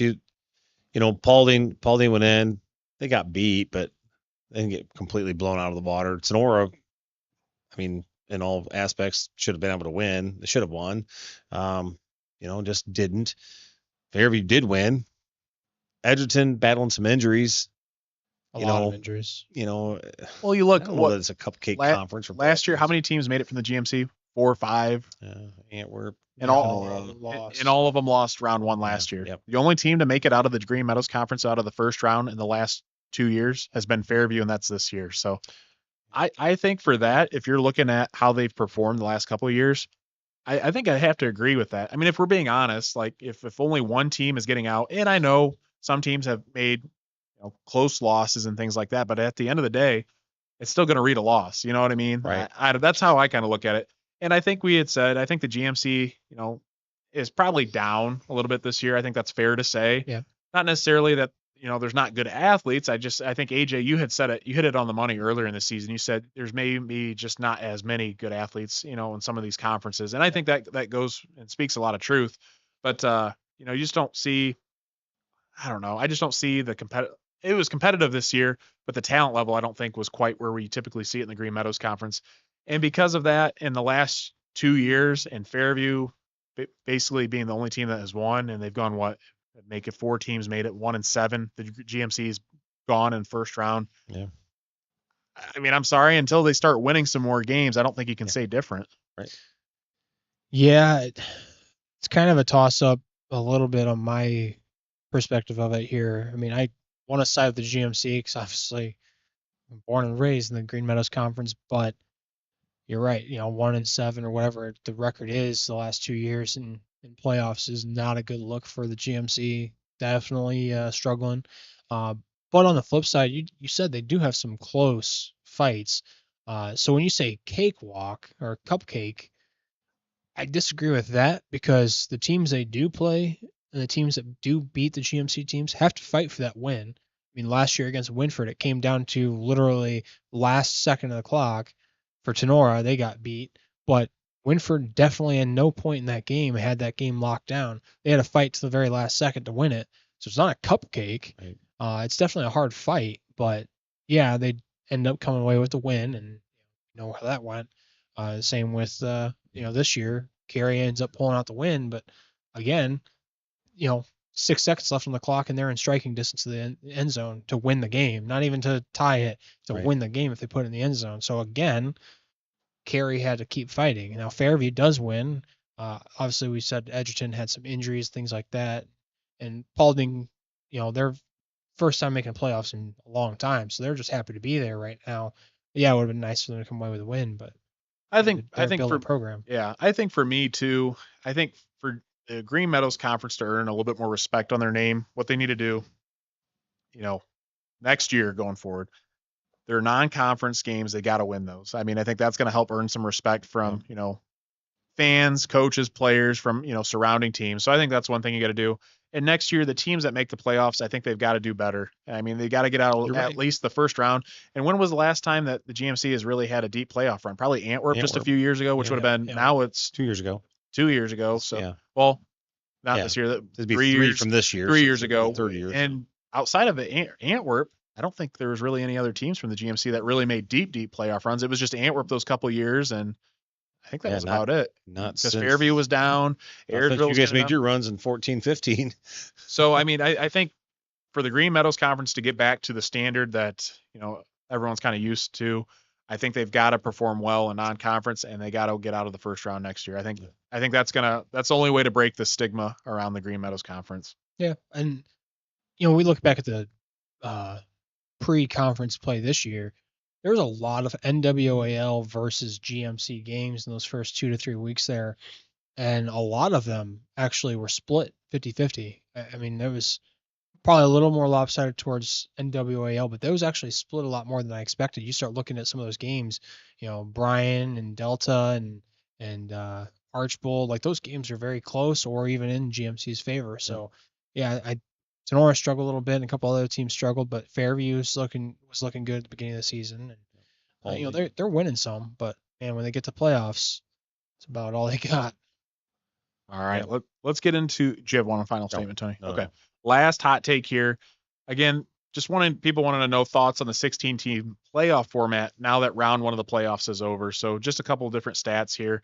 The lowest seeds to win 2 playoff games, and this is from Drew Pastor's Fantastic 50, advancing to the regional semifinals were the 14 seed Worcester back in 2021 in Region 7, and the 14 seed St. Henry in 2023, and they were in Region 28. This season, Region 26, the 15 seed Delphi St. John's, and the Region 19, the 14 seed Wheelersburg are favored to win their second round games next week. So something kind of interesting, seeing some of those lower seeds have some success. And here are the results of the actual first round seeds from round one. The 1 seeds went 28-0 with the average win margin by 42 points. The 2 seeds were 26-2 with the average win margin by 34 points. One of those wins coming from Delphi St. John's over USV. The 3 seeds went 26-2 with the average win margin of 26 points. The 4 seeds went 23-4 with the average win margin of 21 points. The 5 seeds went 22-6 with the average win margin of 18 points. The 6 seeds went 17-11, the average win margin by 12 points. The 7 seeds, this is kind of shocking, I feel like, 21 wins and 7 losses, the average win margin by 14 points. And the 8 seed went 16-12 with the average win margin by 2 points. So, guys, yeah, I mean, when you look at that, people always complain about the 16-team playoff, but especially when you get down to that 8-9 game, the team that was out, won quite a few of those, so they'd be on the outside looking in, but yet knocked off that 8 seed, 12 different times. So, obviously the 1 versus 16, you're playing a team and you're traveling a long ways and that, but it's That's why you play the game, and it kind of brings back the basketball, the whole basketball March Madness thing, when the 2 seed upsets the 15 and all that kind of stuff. And that 15 seed that was out never wouldn't even been sniffed for the playoff if it was still 8 teams. Knocked off a team and sent them home. So I kind of like the fact that I think 16 teams is too many, but it's kind of when you start seeing who wins and who loses. But the one thing that's really funny, and you brought it up, Logan, that the 7 seeds seem to fare very well over the 6 seed and the 8 seed. I don't know why. Yeah, I don't know. The 6 seed matchup against the 11 seed, the 11 seeds, and he has mentioned here, did slightly better. Otherwise, all were quite close to predictions. But Yep. Yeah, the 11 seeds to win 11 games and the 6 seed only to win 17. I mean, that's closer than what you'd figure going into those matchups. So it's kind of intriguing to see. But yeah, I agree with you. I know we continue to talk about this, but I agree. I think 16 teams is too many, but I think 10 or 12 I think would be solid, because I think some of these teams are showing, for instance, the 11 seeds. I mean, they're going out and winning some games. If you cut it to 10, I mean, you wouldn't have a lot of those, and those are still competitive games, 12-point win margin. And for the 11 seeds to win 11 of those games, I mean, I think that's kind of making a case for there to be 12 teams. Yep. Carey beating Tenora, that was an upset too. So again, I think 10 or 12 is solid. 16 is too many. Some people that are tried and true for faithful, they still want 8 seeds. I mean, I agree. I mean, I think that would be, obviously you'd get better games and talent, but I think 8 teams is too few, because you do cut out some of those teams that really could make a run. Obviously your top 4 to 6 or so are going to be stout, solid, but you start getting down into like 9, 10, 11, you can still have some pretty good talent in there. I mean, the 11 seed. Remember, those guys would be matched up against. Right. Yeah. That's where and I think you'd be more likely to see upsets there when a 12 seed is matched against a 1 seed. And if you have 12 teams, you have to have like a buy-in week kind of thing, or a wild card matchup. So they'd have to earn their way in. So when they earn that spot and they come in and now they're playing the number 1 seed, it could get interesting. You could see a lot more upsets. I think, right now this year, 0 of the 16 seeds won. Yep. None of them won. And they, on average, got beat by over 40 points. 42 points. That's the problem is, yes, you had 2 upsets with the 15 seed. You had 2 upsets with the number 3 seed, but there's almost 60 teams that got beat, between the 1 and 2, or I guess 15 and 16 seeds that got beat by massive margins.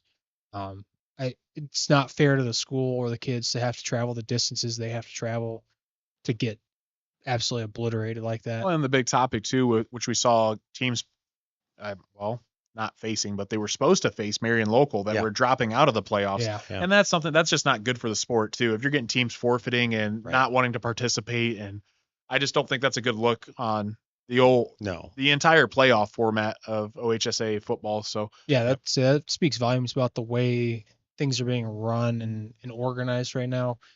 The talent difference. Now, you talk about March Madness. That's the 15 or the 16 best teams in the nation. If you took the best 16 teams in the state of Ohio across all divisions, you just put the 16 best teams against each other, that's a different story. You get a lot of very good football. Things can go crazy. You can definitely get a lot of upsets there. But to take the 16th seed of Division 7 and place them against, was it Columbus Grove, right? Columbus Grove's D7? Yeah. Yeah. You get what you got. Yeah. Same thing with the Division 5 16 seed. You got a 52-0 halftime score. Like, a lot of these games are not worth playing. You might as well just send them home. I mean, that's why a couple of teams didn't even bother to play Marion Local. There's no point. Yeah. At the end of the day, I think it's got to be reduced, and I think we're all in agreement on that. Yeah. I mean, for the most part. So it's just neat when you see the margin of victory. The 8-9 games were all close. Average margin of victory was 2 points. Yeah. And then for the 7 and 10 seed, it was 14 points, and so they're.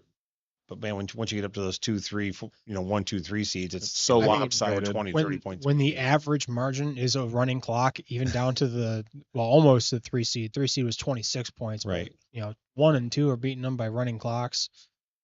Yep. I mean, that's more than enough. Right. I agree. All right. Well, that concludes our hot takes presented by BSN Sports. So continue to send those in each week. I'll keep posting on social media, and we'll keep having some good discussions for those. So again, it's always one of our favorite segments, and I know a lot of the fans enjoy that too. So we're going to take a break to hear from our sponsors. We'll be back with round 2 game predictions. BSN Sports is your go-to business for purchasing uniforms, equipment, spiritwear, and anything else your athletic program needs, giving you more time to impact lives on the field. With over 1,200 sales professionals who live, work, and serve in your community, you're always just a short drive or phone call away. Be sure to give your local sales rep and Jim Garris a call for any of your athletic supply needs.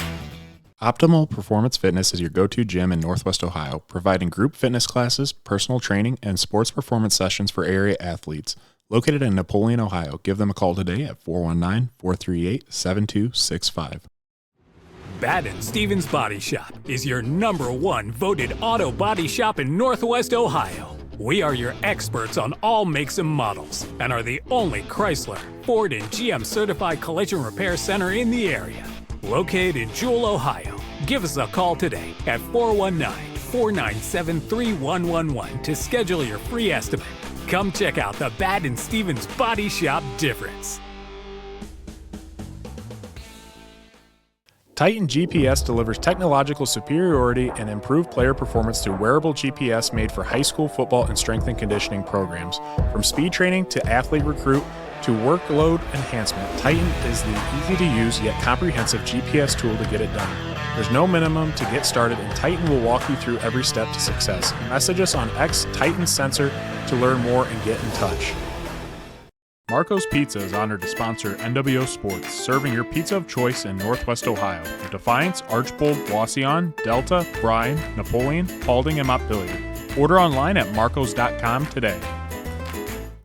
Remax Realty of Defiance has represented Defiance County for nearly 40 years. Located at 1401 South Jefferson Avenue in Defiance. We have 13 agents ready and available to assist you in home buying or selling needs. You can check out all the listings at www.remax419.com or call us at 419-784-3029. Let our years of experience go to work for you. For 26 years, Burkholder Taxidermy has been Northwest Ohio's trusted full-service taxidermist. From game heads to lifelike mounts, we provide exceptional quality and craftsmanship. Preserve your memories with Burkholder Taxidermy, where experience meets excellence. Located at 19331 Buckskin Road, Defiance, Ohio. Give them a call at 419-782-9538. Fairchild Family Chiropractic aims to help families to get better together in the least invasive way possible. Dr. Fairchild focuses on the neck using the Blair technique and Palmer package, adjusting to correct spinal misalignments. Located in Defiance, Ohio. Call Dr. Fairchild today at 419-576-5070 to schedule an appointment. DeLarber Concrete and Hauling is your go-to provider for concrete and hauling needs. Flat work, pole barn floors, driveways, and patios. Hauling services for stone, mulch, and dirt. Call Josh for your free estimate at 419-576-0401. Jimenez Basketball Academy strives to create an atmosphere to cultivate basketball fundamentals in Northwest Ohio youth athletes, offering one-on-one sessions, group sessions, speed and agility training, and much more. Located in Pettisville, Ohio, call Coach Jesse today at 419-551-8105. Check out Tenora Rams Live. Live events broadcast on YouTube and post-game results, articles, schedules, and more can all be found on tenorarams.com. Feel free to look up their Twitter, Facebook, and Instagram pages as well. Northwest Ohio Basketball hosts premier basketball tournaments for boys in grades 3 to 8 in the area. Upcoming tournaments are right around the corner. Give them a call today at 419-283-5296 or check out their website at nwoball.com. The Drop Zone Pizzeria is the #1 voted pizza restaurant in the region. Check them out for pizza, wings, subs, and more. Located in Ayersville and Stryker, or ask them about their traveling food trailer. Trueland Equipment and Salesman Lauren Brown are your go-to for John Deere equipment in Archbold, Ohio. Mowers, compact tractors, skid loaders, and more. Your sales expert on commercial turf and CCE sales. Give Lauren a call today at 419-445-1565. Looking to remodel or expand your home? Building with Faith Construction specializes in quality remodeling services and additions to make your dream space a reality. From general construction to detailed renovations. Trust Building with Faith to bring experience, reliability, and craftsmanship to every project. Give them a call today at 419-980-8850. Start your day off right at Paulding Pancake House, serving up delicious breakfast, lunch, and dinner from Tuesday through Sunday. It's your go-to spot for home-style meals at any time of day. Swing by and enjoy everything from classic pancakes to hearty lunch and dinner options. There's something for everyone at the Paulding Pancake House. Craving a local favorite? Head to Ensign's Pub, where you'll find the best hot beef sandwiches and famous knockers in town. Whether you're celebrating after the big game or just need a great meal, Ensign's has you covered. Stop by for great food, cold drinks, and good company. Located on 611 Ottawa Avenue in Defiance, open Tuesday through Saturday. We're back on the NWO Sports Podcast, and we're on to round 2 game predictions. So let's get things started. Looking at the first matchup on the slate, the 6 seed Defiance 7-4 travels to the 3 seed Benedictine 9-2. So Defiance has been on a roll. They played very, very well against a Bowling Green team. But after looking at things and breaking it down, I think at the end of the day, I'm going to have to go with Cleveland Benedictine. I think they've just got a little bit better resume. And they're actually the number 2 team favored in this region and ranked by Drew Pasteur. They're actually selected to win this game by 27. I'm sorry. So That I don't know. I'm not so sure about. I think Defiance is definitely competitive in this game, but I think that Benedictine just gets it done on Friday night. I think the same thing. I think Benedictine gets it done. Defiance, unfortunately, 2 hours and 22 minutes, I think is what I checked it out. The travel time one way. Those long road trips sometimes suck, and I hope Defiance could pull this off, but my pick's Benedictine. Yeah, I'm going with Benedictine here, unfortunately. Sorry, Defiance.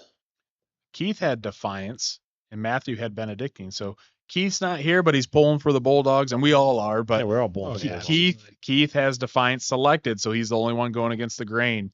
The next game, the 13 seed Napoleon at 6-5 travels to the 5 seed in Bay Village 7-4. Again, like I had said previous times before, I think Napoleon is going to get it done. I think they are. They got past the big kind of question mark in number 4 seed Clearview. I think because they did that, and again, we saw what they were capable of last week, and they've got some stud athletes. I think they get it done again this week. Just looking at Drew Pasteur's website, he has Napoleon favored in this game to win by 8 points as well. So no doubt in my mind, I think Napoleon gets it done, and I think they're moving on to the regional semis. So give me Napoleon. I'm going to go with Napoleon here. Seeing them win last week against Clearview definitely gives them hope. So go with Napoleon. For me, when I look at this one, Napoleon's, you look at they're 6-5, and you think out of the 5 of their losses, one of them's to Liberty Center, who's 11-0. They were 31-7, and actually, I think we're leading in that game for a split second. And then they lost to Anthony Wayne, 35-10. Another team that's undefeated and doing very, very well. And then they lost to a Division II 8-3 Clay team. I think Napoleon takes this game. I think they're going to sneak into Bay Village and take one home.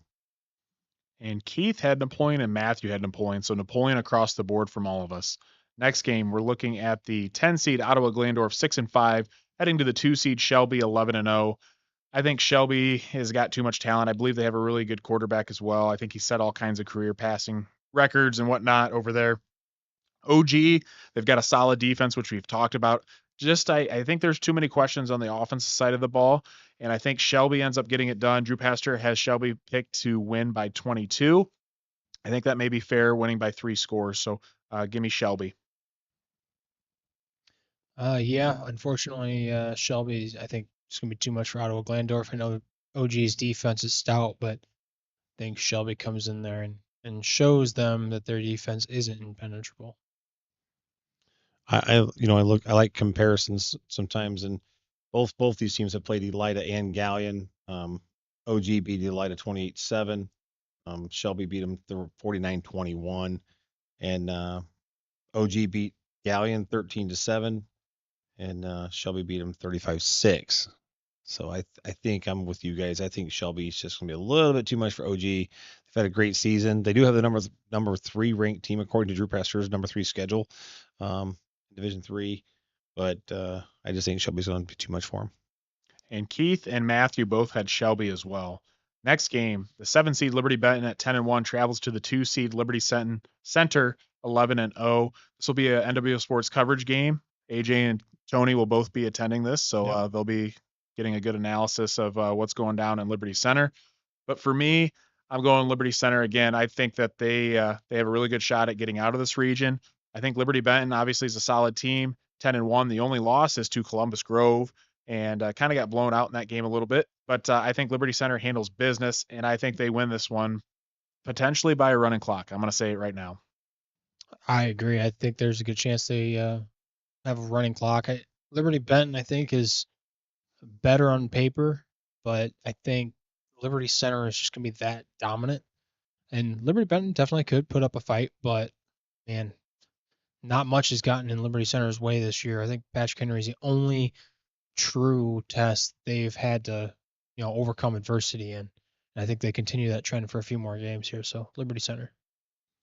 Well, I look at this. I did some research on this to see what the game was going to be like, and when you look at these two teams on paper, they match up almost identical. I mean, you look at Liberty Center's outscoring their opponents 491 to 42. Liberty Benton's outscoring theirs 431 to 68.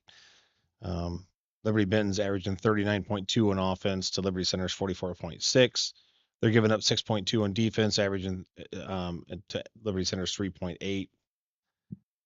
Just Liberty Center just unfortunately likes to jump on teams early.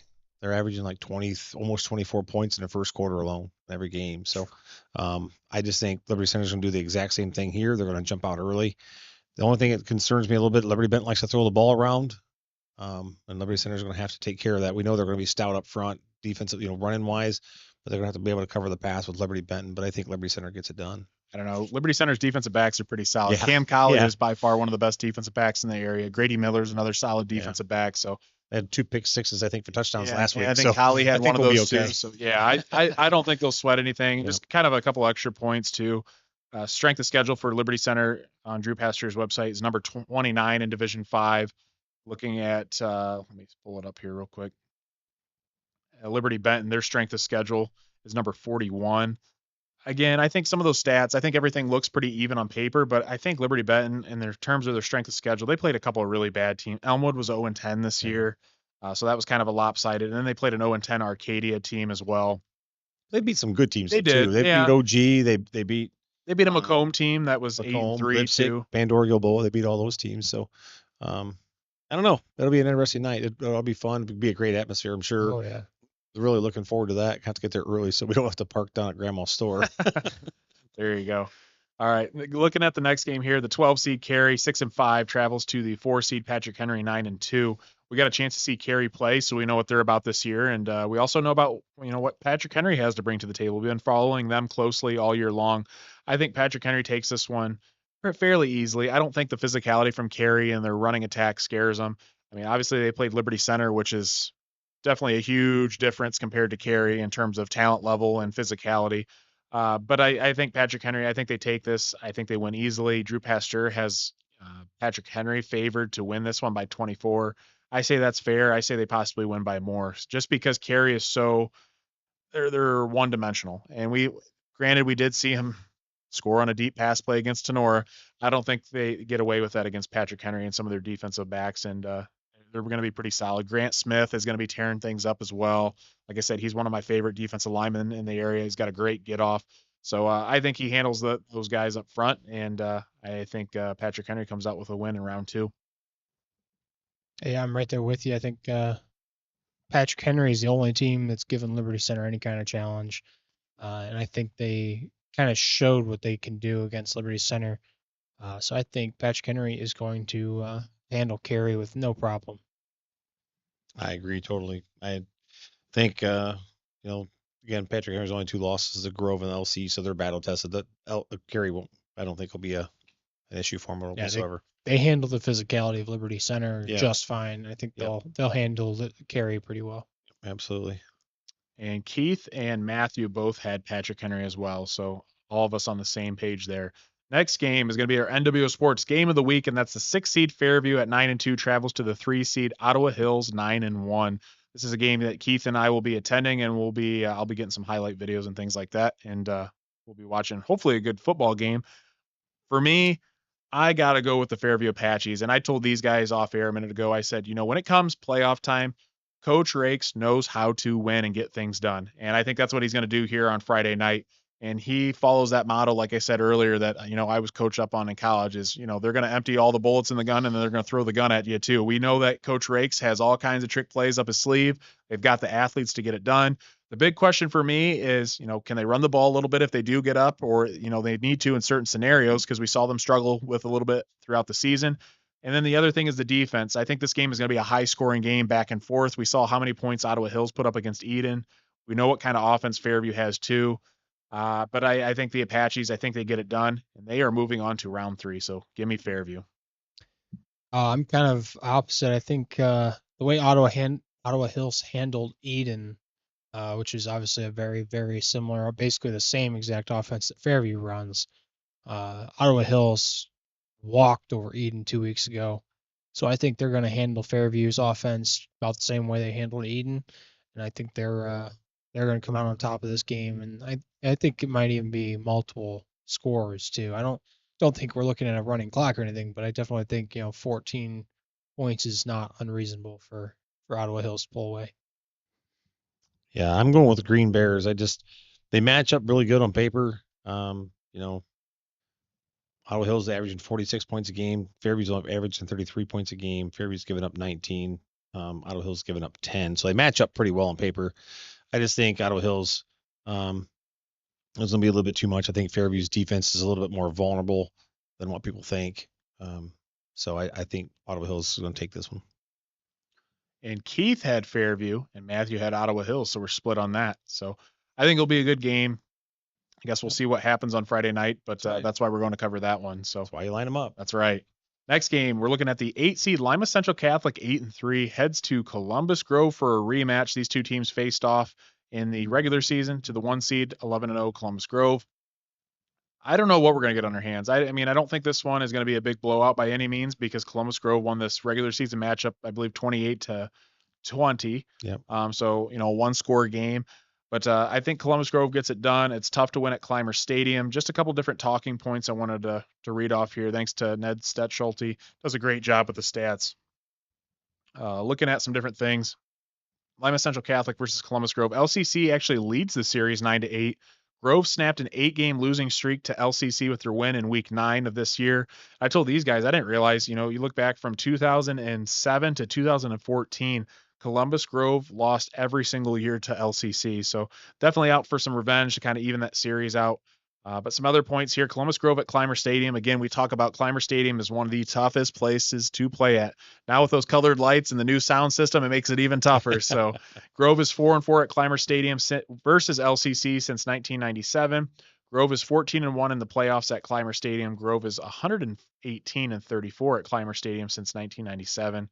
And Grove also has a 19-game winning streak and has won 34 of the past 35 games. So just a couple other things to watch out for Columbus Grove, because I like to list these off because, Ned makes it readily available. Evan Vierhoff broke a school record in their Week 10 win over Bluffton by kicking his 54th extra point. So congratulations to him. Always like to give guys shout-outs. Another kid I want to give a shout-out to is Cohen Halbert. He broke the career tackle record, I believe, for Eden as well. So I want to give him a shout-out as well. But Evan, he's currently 63 of 64 on PAT kicks for the season, and for his career, he has successfully kicked 112 of 119 attempts for 94%. So congratulations to him. Trent Barraza, he's at 1,911 yards on 210 attempts for a 9.1 average yards a carry with 28 touchdowns in the season. And if Barraza reaches 2,000 yards, he'll become the school's second rusher with over 2,000 yards in a season. Blaine Mag ran for 2,703 yards in 2003, and that's a heck of a lot of yards in a season. That was the year they won state too. Yeah, I was gonna say, if they get to state, it's possible the Barraza could get there, just depending on how they do. He keeps averaging 180 yards a game. He definitely could make close. it there. Yeah, and 5 more games realistically. And Barraza has run for 100 yards in 21 of the past 22 games and 32 games in his career. With all that being said, give me the Bulldogs. I'm going with the Bulldogs. Now, we do talk about it's hard to win twice against the same team, but Columbus Grove has a knack of kind of breaking that a little bit. Last year, looking at Bluffton, beat Bluffton week 10, I believe it was week 10, and turned around and played them in, I think, week 4 of the playoffs. Regional finals. Yeah, regional finals. Had a tight game, but still came out on top. It's like Christmas in October, I guess, or Christmas in November, or whatever they put it. But I think Columbus Grove, man, they're fun to watch and they're going to be doing great. So I think they're going to pull against Lima Central Catholic here. Yeah, Columbus Grove has beat some really good teams. They beat PH, they beat Bluffton, they beat Liberty Benton. Like you said, AJ, they do really well in rematch games, it looks like. Like you said, going back to the Bluffton game from last year. But again, comparison games, Lima Central Catholic and Columbus Grove both played Allen East and Pandora. Gilboa. LCC was 33-28 against Pandora. Gilboa. Columbus Grove was 35-7. Allen East. LCC was 35-7. Columbus Grove was 38-13. So, I mean, and then Lima Central Catholic lost to Bluffton 35-0, got blanked. And Columbus Grove blew Bluffton out of the water 42-0. So that was a big difference. But yeah, when you're averaging, Barraza's averaging 173 a game. That's gonna be tough to stop. I'm going with the Bulldogs. And Keith and Matthew both had Columbus Grove. Last 11-man game here. We're looking at the 11 seed Lipsick 7-4 travels to the 3 seed Gibsonburg 9-2. Just looking at a couple things here. I think this game's going to be close. Lipsick was able to overcome a win against Ada, which they had dropped in week number 10. Looking at some similar opponents, Gibsonburg actually just played Arlington, which is a familiar opponent for Lipsick, and Gibsonburg beat Arlington 21-6 in round 1. Going back to Lipsick played Arlington in week number 9 of the season, and they won 20-14. So similar opponent, and we'll kind of see how they match up. Gibsonburg won 21-6, and Lipsick won 20-14. I think this game's going to be close, but at the end of the day, I think with Gibsonburg being at home and Lipsick having to travel a little bit, and I think Gibsonburg gets it done. Yep, I'm right there with you. Being a home game for them and not have to travel, they get to kind of keep their typical routine down, hosting Lipsick, and I think they're going to come out on top. So Gibsonburg. I think Gibsonburg also, but they've only got 2 losses. One of them's to 11-0 Edison team, and the other one's to the undefeated Hopewell Loudon team. So, yeah, I think Gibsonburg pulls this one off. All right, we are looking at the last matchup, and that's 8-man football, and this is the semifinal for their playoffs. And we're looking at the 4 seed Holgate 6-3 travels to the 1 seed Toledo Christian 9-0. Earlier in the year, this was a lopsided victory for Toledo Christian. Ended up winning the game 62-0. Obviously, Holgate had some injuries and things like that. So be curious to see what the health and the overall standing of Holgate Tigers and their team are coming into the playoffs for the 8-man. But at the end of the day, Toledo Christian is on a whole nother level in 8-man football. This being at Toledo Christian again, I think they get it done. I think Toledo Christian ends up winning it again and repeats as 8-man champion. So give me Toledo Christian. Yeah, seeing as how this game was already played out earlier in the season, it was an absolute blowout, 62-0. I'm going to have to go with Toledo Christian. Sorry for the not following the local guy, but unfortunately, we've already seen this one play out. So yeah, Toledo Christian for me, easy pick. And Matthew and Keith both had Toledo Christian as well. Well, guys, that concludes everything for the podcast. Closing thoughts. Oh, it's going to be disappointing that we're not going to be together as a group this weekend, but I'm looking forward to being able to get good eyes on both games. Yeah. You guys are going to Fairview, Ottawa Hills. We're going to go to Liberty Center, Liberty Benton, and I think it's going to be a blast. Both places are going to be rocking, I'm sure. And I'm just, like I said, I'm just looking forward to seeing some good football. Yeah, I'm looking forward to walking in that environment over there at LC. I've been waiting all year for it. We didn't really get to see much of it during the Tenora game against them. Just, first off, it's in the first game of the year. It doesn't even get dark there, especially with the way the game went. It was running clocks. We were out of there by like 9:30. Yeah, I don't know if it was dark when we so left. The sun hadn't even gone down yet. So Friday night lights over there is very, very different, and I'm looking forward to experiencing it this year. But man, playoffs get a lot of fun. I hate to not be following Tenora because that's a lot of fun to follow them and see what they're doing. But on the flip side of that, we're blessed that our season doesn't end when Tenora's does. We get to keep following football, and we're blessed to have a lot of these coaches and staffs that welcome us in, and it's an awesome feeling to walk in and see people shaking hands and things like that with us, especially Columbus Grove with everybody over there, not just coach, but players coming up during their pregame and stuff like that. It's cool. So getting into the postseason is a lot of fun. Yeah, I think that's the one thing that I really appreciate is and obviously we have a really good time broadcasting games, but it's a whole different experience when you're on the sidelines and you get to experience, the crowd, the stadium. You get it's almost like you're feeling what the players are feeling down there. You can actually hear the hits, and I remember last year at Clay for Oak Harbor and Liberty Center, some of those hits from the Liberty Center boys, oh my gosh, like it got us so excited on the sidelines, and the crowd was all into it. So this is the best time of year, and it's just great to follow some of these awesome teams in the area. So that's something else too. If you see any of us at the game, be sure to say hi. We always like talking to people, so just say hi or wave to us or whatever, and we'll definitely talk to you or say something back. So we always enjoy talking to whether it's media members, fans, coaches, players, whoever, and we just enjoy the whole experience and enjoy talking football. So ultimately we're here for you guys, the players, the coaches, the community. We're just here to help kind of push that along farther, promote it. That's what we want to do, and it's fun to do that.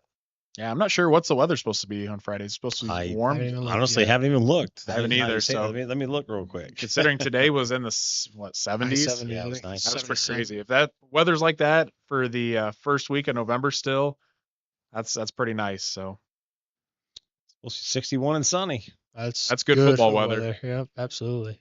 But so Keith and I, like I said, we'll be at Fairview Ottawa Hills, and Tony and AJ will be at Liberty Center. So again, say hi to us. But other than that, I think that's about it for today's podcast. Yeah. Hopefully Keith is healthy for Friday. Yeah, absolutely. There's a lot of illness going around, so hopefully everyone is staying healthy as well too. So, but other than that, we'll thank our sponsors. We'd like to thank all of our sponsors in BSN Sports, Optimal Performance Fitness, Titan Sports, Marco's Pizza, Remax Realty of Defiance, Bat & Stevens Body Shop, Burkholder Taxidermy, DeLarber Concrete and Hauling, Fairchild Family Chiropractic, Dropstone Pizzeria, Tenora Rams Live, Jimenez Basketball Academy, NWO Basketball, Trueland Equipment and Lauren Brown, Building with Faith Construction, Ensign's Pub, and Paulding Pancake House.